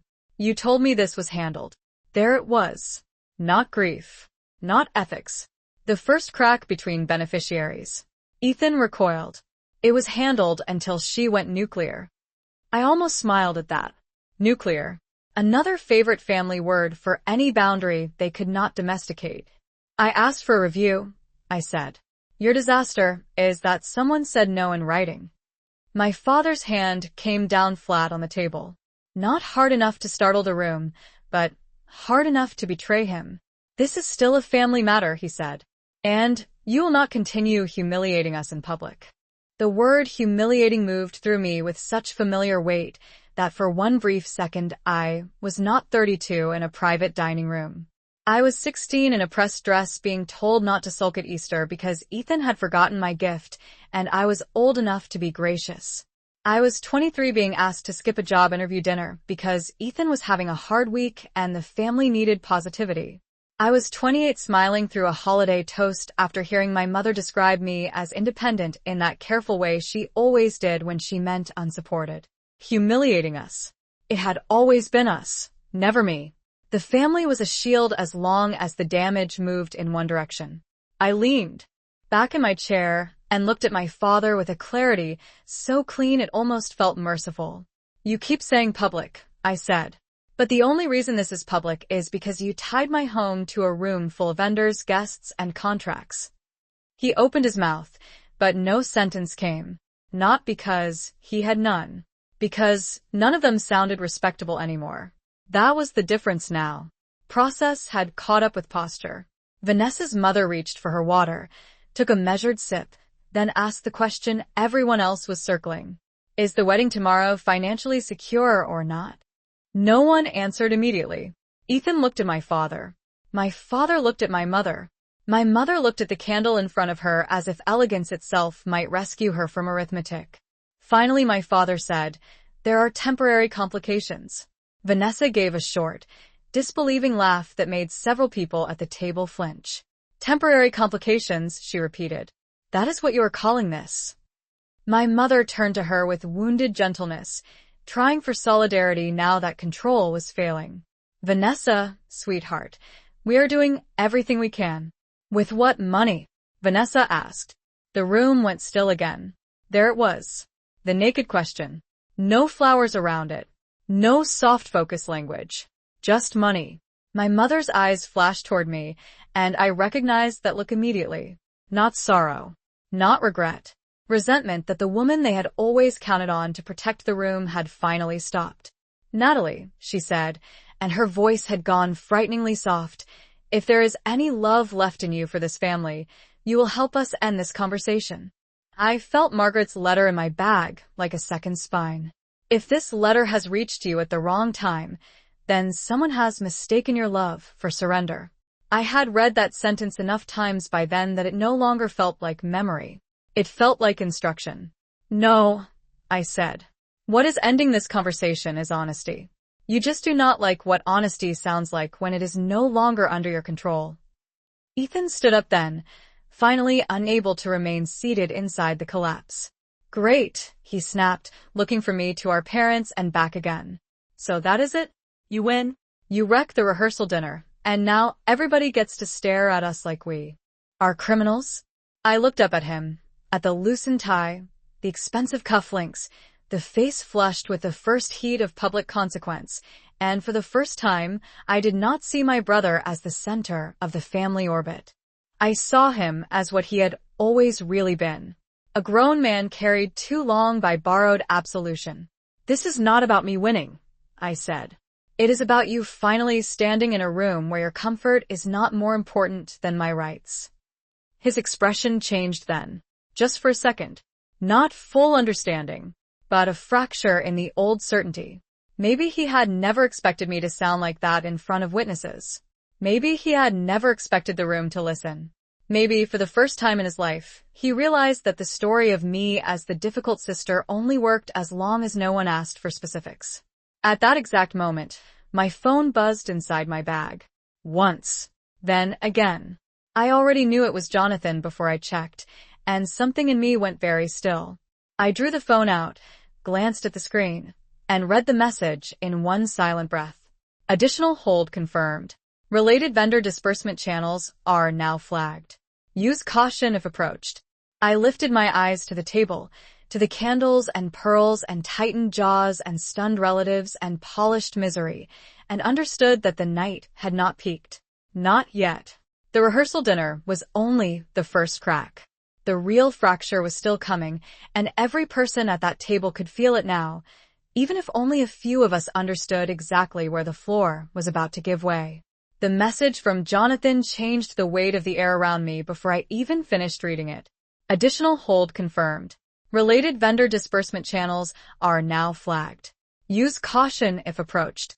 I set my phone down beside my plate with deliberate care, and that one quiet motion seemed to ripple outward through the table even though no one else had seen the screen. Maybe it was my face. Maybe it was the stillness. Maybe people simply know, on some primitive social level, when bad news has crossed from rumor into mechanism. Ethan was still standing. Vanessa's fingers were locked around the stem of her water glass. My mother had gone rigid in that polished way she always did when panic was trying to wear pearls. My father looked at me not like a parent anymore, but like a man staring at a closed door he had always assumed would open for him. "What now?" he asked. He did not mean the evening. He meant the system. the Freez, the vendors. The consequences spreading in real time through all the beautiful logistics they had stacked on top of my silence. I folded my napkin and set it beside my plate. Now, I said, the people connected to the money start asking questions you cannot charm your way around. Ethan let out a short, sharp laugh that sounded more frightened than angry. Unbelievable. Vanessa turned to him. Did you know more than you told me? There was no softness left in her voice now. None of the bridal polish. Just a woman doing fast math inside a collapsing narrative. Ethan dragged a hand through his hair. I knew Mom and Dad were handling it. That is not what I asked. I did not ask enough questions, he snapped. Apparently, neither did you. The silence that followed had edges on it. My mother moved instantly to interrupt the fracture. This is not the time to turn on each other. No. Of course not. In my family, the time to turn on each other had always been private and downward, never public and upward. But rooms do not honor family rules once outside risk enters the picture. Vanessa's mother reached for her phone, glanced at something on the screen, and then looked directly at my father. The planner is saying 2 vendors are refusing to proceed without written confirmation of payment security tomorrow. The sentence dropped like cold metal onto the linen. My father's expression hardened. This is a temporary administrative issue. Vanessa's mother did not blink. Your definition of temporary appears to be very expensive. Ethan sat down hard, as if standing had become too unstable. Vanessa stared ahead at the flicker of the candles, her whole posture changing from offended bride to cornered investor. I could almost see the reclassification happening in her mind. This was no longer a family dispute she could float above. This was an event liability attached to her name, her guests, her photographs, her future in-laws, her honeymoon mood, her whole carefully designed beginning. And, in that moment, for the first time, I think she understood what it means when someone else's home is converted into your atmosphere. My mother turned to me again, but she had lost the smoothness now. The words came out thinner. Natalie, enough damage has been done for one night. I looked at her and felt something almost sorrowful, though not for the reasons she would have wanted. Because even here, even now, with the entire room shifting under the weight of revealed facts, she still believed the primary injury was damage to the event. Not to me. Never to me first. No, I said gently. Enough damage was done before I ever walked into this room. My father's jaw tightened. You're enjoying this. That accusation might have wounded me once. It used to be one of their favorite tools. Recast my clarity as cruelty. Recast my boundaries as hunger. Make my refusal look emotional enough that they could dismiss the reason for it. But by then the room had changed too much for that trick to work cleanly. Too many witnesses. Too many unanswered vendor calls. Too many cracks already visible in the gold lacquer of the evening. You confuse calm with enjoyment, I said. That mistake is part of how you got here. He stared at me, and for a second I saw it. Not regret. That would have required moral contact. What I saw instead was disorientation. He genuinely did not know how to negotiate a version of me that was not emotionally available for management. Across the table, Aunt Elise finally spoke, her voice careful and a little breathless. Robert, Linda, did you really use Natalie's property to help cover this wedding? My mother looked at her as if betrayal had changed zip codes. It is more complicated than that. My aunt did not look convinced. Complicated how? The trust structure allowed temporary flexibility. My mother said it quickly, like language itself might create legitimacy if deployed with enough confidence. That was when I reached into my bag and took out one of Jonathan's printed summary pages. I had not planned to use it socially. Margaret would probably have approved the restraint. But there are moments when a room needs something stronger than spoken truth. It needs paper. I set the document beside my plate, not dramatically, just visibly enough. The trust did not allow. What happened without review? I said. That is why there is one. No one touched the page, but everyone at the table looked at it the way people look at a medical chart they do not want to understand, and absolutely must. My mother went pale under perfect makeup. Ethan swore under his breath. Vanessa's mother exhaled slowly, a woman watching her worst suspicions organize themselves. My father leaned back in his chair with the stiff dignity of a man trying to outsit humiliation. You brought documents to a rehearsal dinner, he said. I brought composure, I replied. The documents brought themselves the moment your choices reached this room. I do not know whether anyone would have spoken after that, because at that exact moment the private dining room door opened, and the event planner stepped inside. She was elegantly dressed in black, clipboard in hand, expression professionally neutral in the way only people who handle expensive weddings know how to be. But her neutrality had strain in it now. She crossed to Vanessa first, then paused, clearly aware that whatever she had to say belonged not just to the bride, but to the entire exposed machinery of the evening. I am very sorry to interrupt, she said, which meant the interruption mattered. There are some confirmations we still have not received for tomorrow, and I need direction on how you would like to proceed if those holds remain in place overnight. There it was. Not whispered in a hallway. Not managed offstage. Spoken into the room. Direction. Holds. Overnight. The vocabulary of ceremony had been fully invaded by the vocabulary of consequence. Vanessa went white, then flushed. What exactly is affected? She asked. The planner glanced down at her notes, then back up with the careful detachment of someone trying not to become emotionally responsible for other people's financial dishonesty. Transportation timing is secure. Venue access is still secure. However, floral installation beyond the base package, specialty lighting upgrades, and live music balance remain unresolved pending payment clearance. There are also questions related to the dessert installation and post-ceremony champagne service. The entire room seemed to inhale at once. Not because these were sacred elements, because they were expensive ones. Decorative excess, stripped bare in a single list. The visible cost of the comfort they had tried to build on top of my home. Vanessa turned to Ethan so sharply her chair scraped. You told me all of this was covered. Ethan looked at our parents. That told me everything. Even now, even at the edge of collapse. He was still looking upstream for someone to fix the weather. My mother spoke before anyone else could. We are resolving it. With what? Vanessa asked, and this time her voice cracked. Not from theatrical fragility. From the humiliation of realizing her perfect event had been subsidized by a family lie now unraveling in front of witnesses who wore good watches and remembered everything.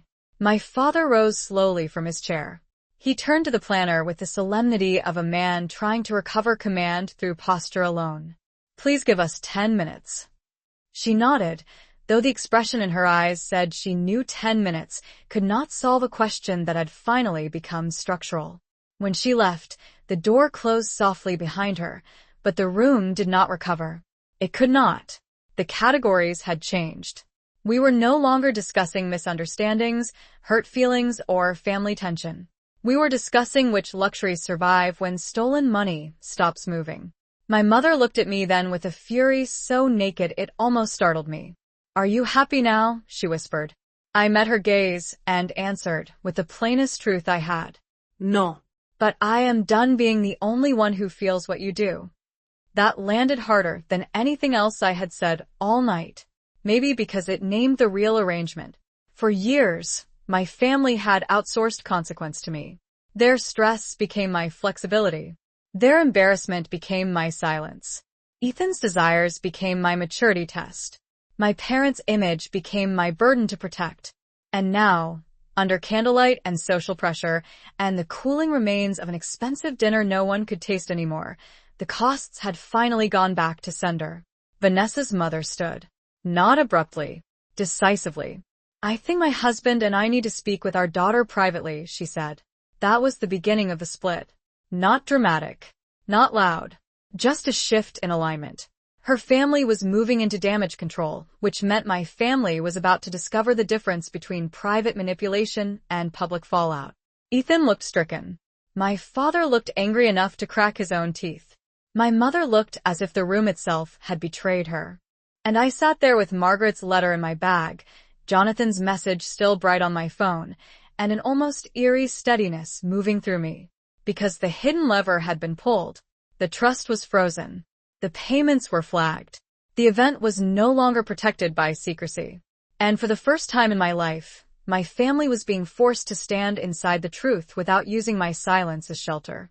After Vanessa's parents stepped away with her, the room loosened and tightened at the same time, like a seam giving under pressure, while everyone still pretended the garment might hold. A few relatives rose on instinct, murmuring about fresh air, phone calls, needing the restroom, any excuse polite enough to step outside the radius of the truth without admitting they were fleeing it. The candles still flickered. The flowers were still beautiful. The silver still shone. But none of it could do what it had been hired to do anymore. It could not soften what had finally become visible. My mother remained seated for a long second after the door closed behind Vanessa and her parents, her shoulders lifted slightly, chin held high, every inch of her posture insisting that elegance and control were the same thing. My father stood near the end of the table, one hand braced against the back of a chair, staring down as if the grain of polished wood might still offer a strategy. Ethan had gone quiet in the most dangerous way, his anger no longer loud enough to look childish and not yet honest enough to become remorse. He just looked stripped, not transformed, not redeemed, just stripped of the assumption that this would all somehow bend back in his favor by the end of the night. I stayed in my seat because movement would have looked like retreat, and I was done performing retreat to make other people feel tall. My mother turned to me first. Of course she did. You have made your point, she said. Her voice was low now, almost steady again, which meant she had crossed into the phase where emotion became tactical. There is no need to take this any further. I looked at her and felt that old family current try one last time to pull me into the role of the reasonable daughter. The one who proves she is good by stopping one step before accountability becomes expensive. The one who shows class by absorbing just enough damage to preserve everyone else's evening. The one who receives the compliment mature only after being asked to carry something she should never have been handed. But once you really see a pattern, you cannot unsee it. And once you stop confusing mercy with self-erasure, certain negotiations become impossible. I am not taking it further, I said. The review is.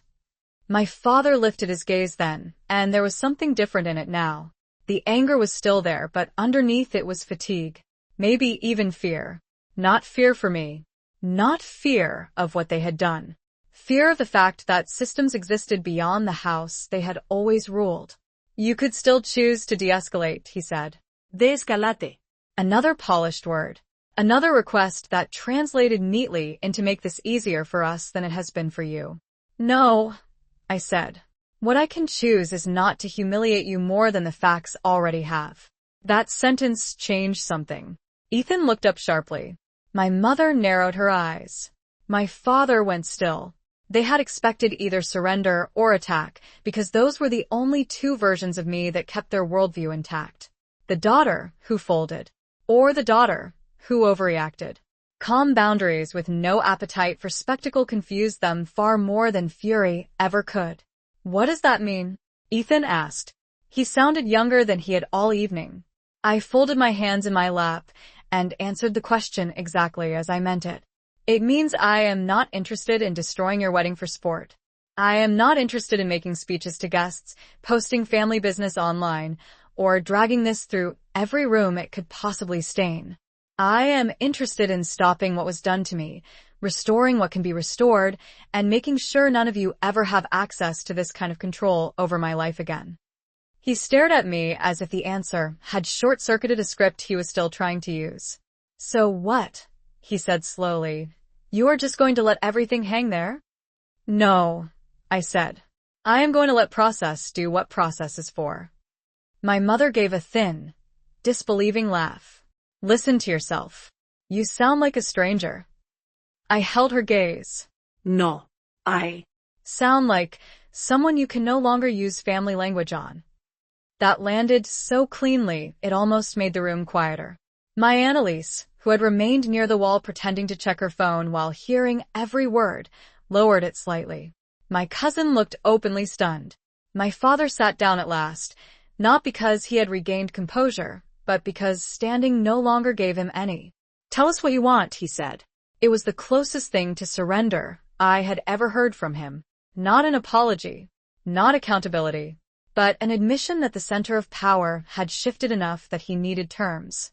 And that, More than the frozen payments or the panicked calls or the planner's strained expression was the moment I felt the full weight of the reversal. Not because I enjoyed it, because I had waited most of my life for the people who hurt me to ask the correct question. Not what will people think. Not why are you doing this. Not can you please keep the peace. What do you want? I breathed once before answering, and when I did, I heard Margaret in me. Not in words exactly. In pace. In precision. First, I said, the review proceeds. No one contacts administrators, vendors, or counsel in my name. No one attempts to represent my position, soften my position, or imply I will withdraw anything tonight or tomorrow. My mother opened her mouth. I lifted one hand, and she stopped. That alone would have been unbelievable to my younger self. Second, every document related to the condo transfer, trust pathway, and wedding-related disbursements gets preserved. No deletions. No rewarding. No retroactive explanations. Third, if the review confirms misuse, and I believe it will, you step back from any direct role in handling assets connected to me. Permanently. Ethan stared. You are freezing us out. No, I said. I am ending access. My father's face changed at that. Not dramatically, but enough. Because men like him understand the difference immediately. Freezing someone out sounds emotional. Ending access is structural. It does not need a raised voice. It does not need revenge. It just closes the door and changes the locks where they count. And the wedding? My mother asked. There it was again. Always the event. Always the optics. Even after everything, she still needed to know whether the ceremony might survive. Intact. I could have hurt them then. I could have said I hoped it collapsed. I could have demanded public admissions before any guest was allowed a seat. I could have chosen the kind of vengeance that feels satisfying for 5 minutes and stains you for years. Part of me, a very human part, understood the temptation. But cruelty had built this mess. I had no interest in inheriting the method just because I finally had the power. The wedding is your problem to solve without me, I said. If it goes forward on honest terms and lawful funding. If it does not, that is the consequence of decisions made before tonight. I am not the storm. I am the person who stopped pretending the weather was normal. Ethan looked at me then with something rawer than anger. You really would let it all fall apart. I shook my head. You still do not understand. I did not make it fragile. I just stopped being the hidden beam you all kept cutting pieces from. No one answered right away. The words hung there, too plain to decorate, too true to dodge. My mother turned her face slightly, blinking faster than she would have liked. My father exhaled and looked suddenly older, not by years, but by exposure. Ethan stared at the remains of his untouched dinner like he had never seen a table like this before. And in that silence, I felt something unexpected move through me. Not triumph. Relief. Relief that I did not need them to become better in order to protect myself. Relief that justice did not require me to become cruel. Relief that the strongest thing I could do was also the simplest. Tell the truth. Set terms. Walk away from the performance. My phone buzzed once. Ryan. Just one message. If you need a ride out of there, I am close. I looked at the screen for a second, then slipped the phone back into my bag and stood. Every eye in the room found me again, but now it felt different. Not like scrutiny. Like acknowledgement. Even if reluctant. Even if bruised. I am leaving, I said. My mother half rose from her chair. Natalie. I paused, hand resting lightly on the back of my seat. For the first time all night, her voice held something almost unguarded in it. Not. Full remorse. She was not there yet. Maybe she never would be. But something softer had broken through the panic and the pride and the fury. Please, she said. Do not cut us off completely. I looked at her for a long moment. The room behind her glowed in candlelight and expensive flowers and all the effort they had poured into making a beautiful story look true.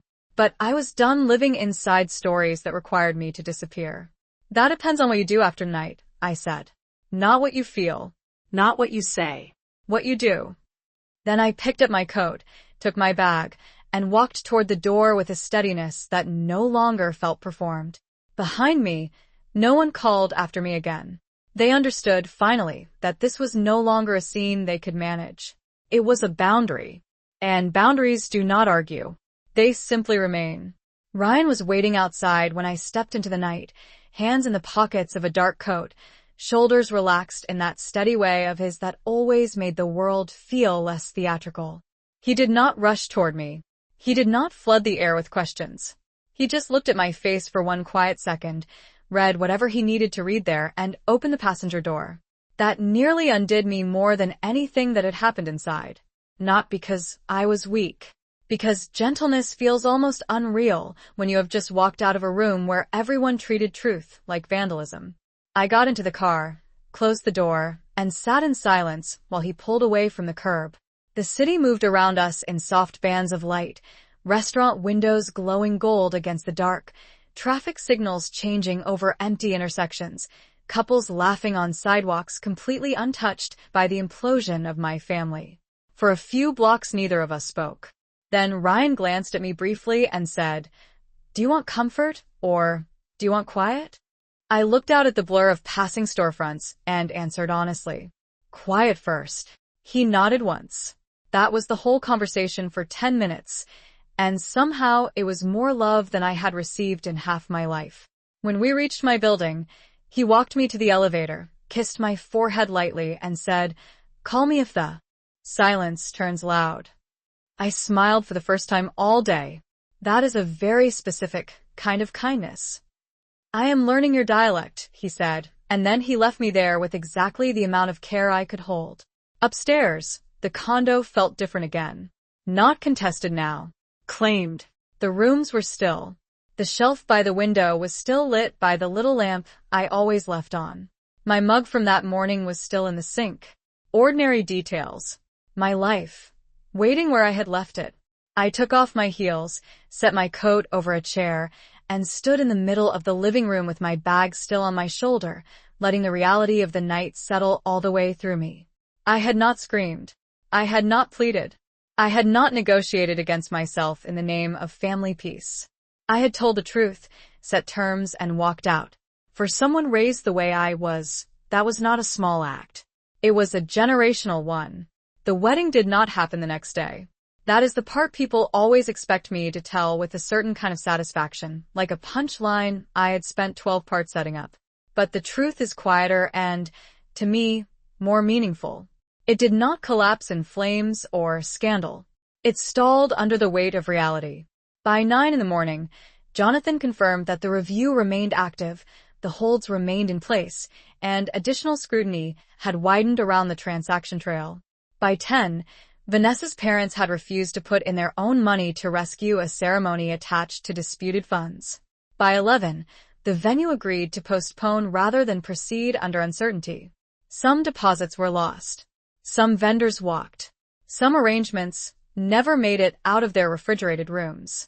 The string quartet was canceled. The champagne tower never got poured. The custom dessert installation stayed in sketches and invoices. The wedding did not die because I destroyed it. It paused because the truth made pretense too expensive. That distinction matters to me. It always will. The review took weeks, not days. That is how real systems work. Slower than outrage. More exact than gossip. Jonathan guided me through each stage with the same measured calm that had saved me from making emotion do a job only. Process could do well.